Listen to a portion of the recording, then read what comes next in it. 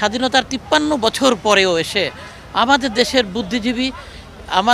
বুদ্ধিজীবীরা কি দেশের সাথে ঐক্যবদ্ধভাবে কাজ করতে পারতেছে? আমাদের দেশের বুদ্ধিজীবীরা বিভিন্ন দলে বিভক্ত। বিগত ১৫ বছরে মিডিয়া বলেন, শিক্ষক সমাজ বলেন, বিভিন্ন পেশাজীবী সমাজ বলেন, চরম যারা বুদ্ধিজীবী ছিল তারা চরমভাবে একটি দলের লেজুর বৃত্তি করেছে।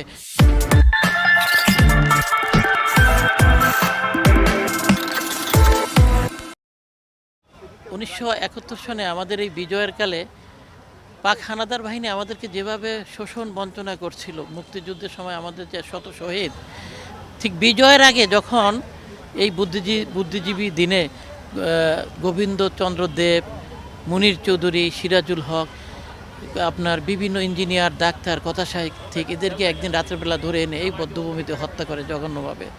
তাদের কি পরিকল্পনা ছিল? তাদের পরিকল্পনা ছিল আমাদের দেশকে মেধাশূন্য করার, কারণ ওরা তো বুঝতে পারে না যে আমাদের বিজয় হবে। আজকে আমরা কি দেখতেছি? স্বাধীনতার ৫৩ বছর পরেও এসে আমাদের দেশের বুদ্ধিজীবীরা কি দেশের সাথে ঐক্যবদ্ধভাবে কাজ করতে পারতেছে? আসলেই না। আপনি দেখেন গত ১৭ বছর শিক্ষা ব্যবস্থা থেকে সর্বক্ষেত্রে একটা চূড়ান্ত দলীয়করণ ছিল।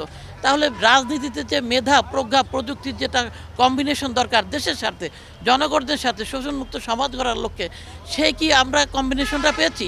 এই জাতি কিন্তু গত ৫৩ বছরে পায়নি। গণতন্ত্র আমাদের মাঝে এসেছে, কিন্তু বারবার হোঁচট খেয়েছে। আপনি দেখুন আমাদের দেশের বুদ্ধিজীবীরা বিভিন্ন দলে বিভক্ত।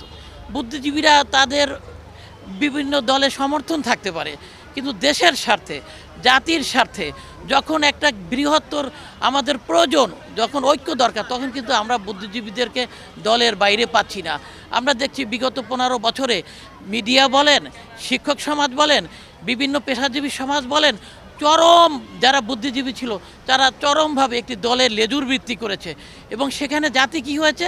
মেধাশূন্য হয়েছে। জাতির প্রয়োজনীয় যে সার্ভিসটা, সেটা কিন্তু জনগণ আমরা বঞ্চিত হয়েছি।